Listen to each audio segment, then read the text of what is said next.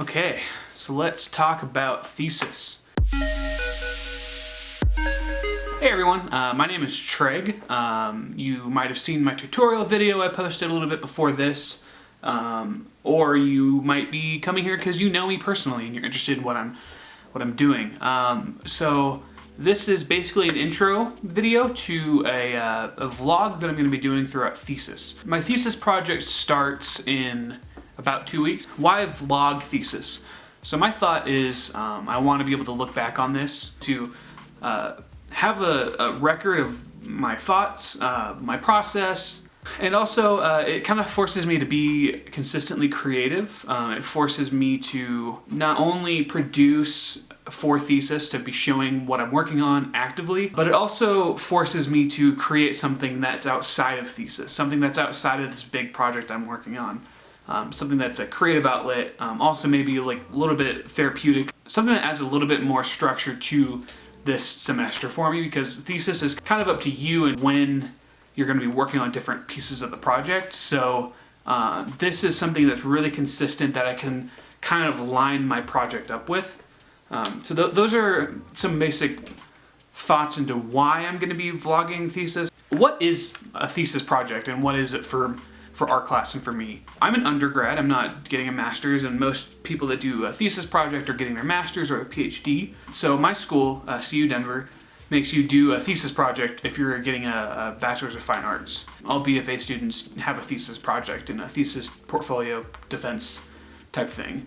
For our program and for like illustration and stuff like that, we in one semester come up with an idea and execute on it, basically.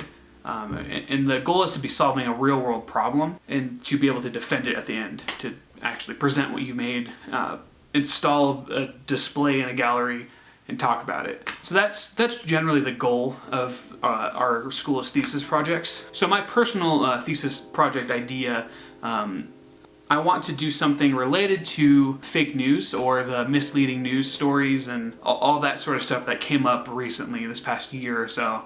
And I want to create either a platform or something. It's kind of up in the air what it is going to be. That's intentional, that's by design.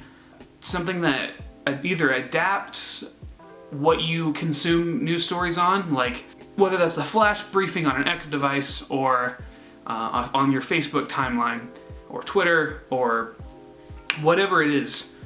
Something that helps determine whether something is biased, and if it is biased, which way is it biased?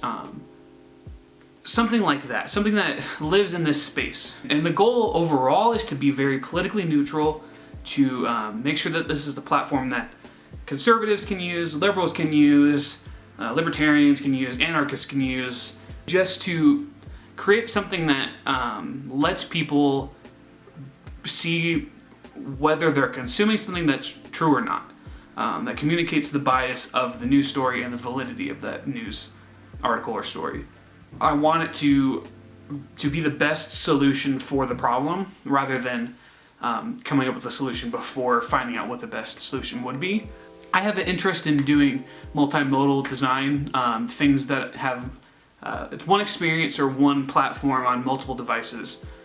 So like a mobile app, a desktop app, and then a Google Home or Echo device skill. I have a big interest in that, but I don't want to jump to that without having a reason to, without having a specific need to answer inside that. So whether or not that takes the form of like an Alexa skill or something like a Chrome extension or something like that, it's kind of up in the air.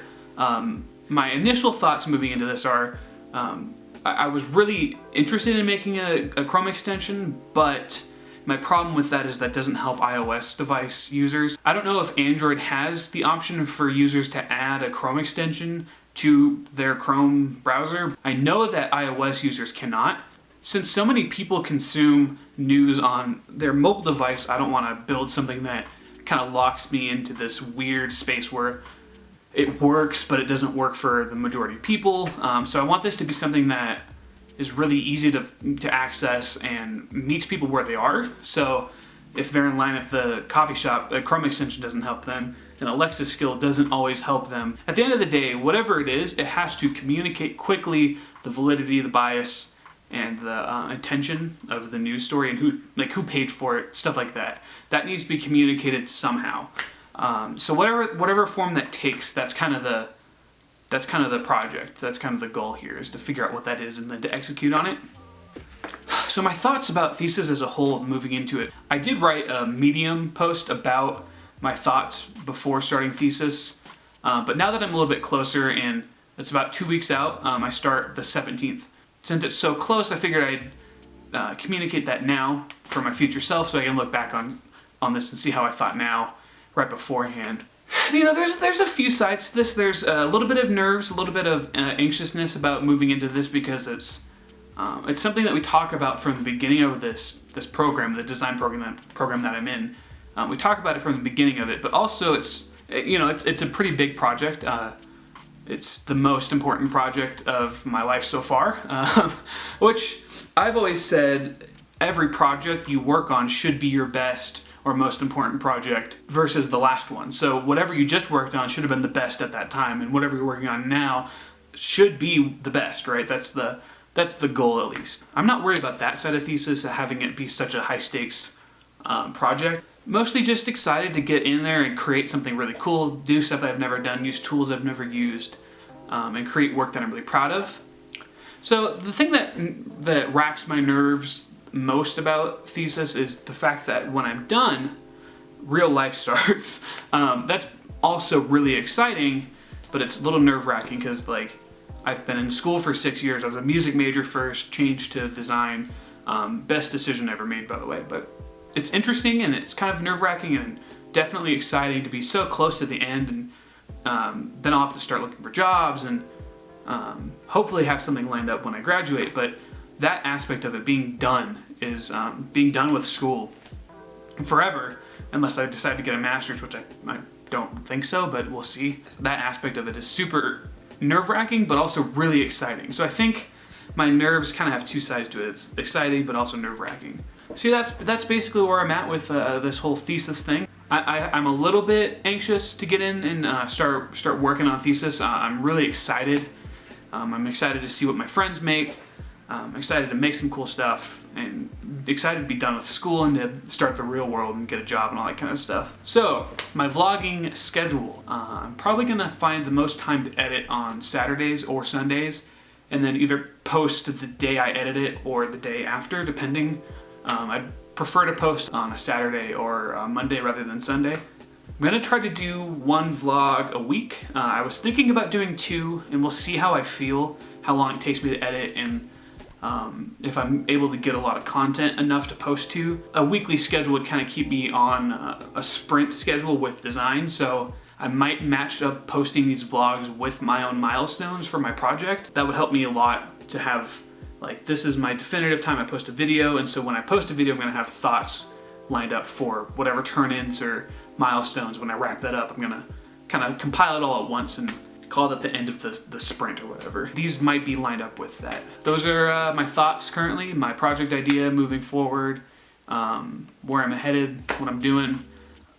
If you are interested in checking out my videos as I make them for Thesis, you should subscribe, and then come back and watch them as I post them, and watch me do some user tests and stuff like that, because I might show those here. I'm definitely going to show me whiteboarding, doing stuff like that, sketching, doing the actual design process. You're going to actually see that happen, and I'll talk through it and what I'm thinking as I do it. Anyway, thanks for watching. Like the video if you liked it, subscribe if you want to see more content from me, and I'll see you in the next video when Thesis starts. Yeah. It's coming up. You ready for Thesis?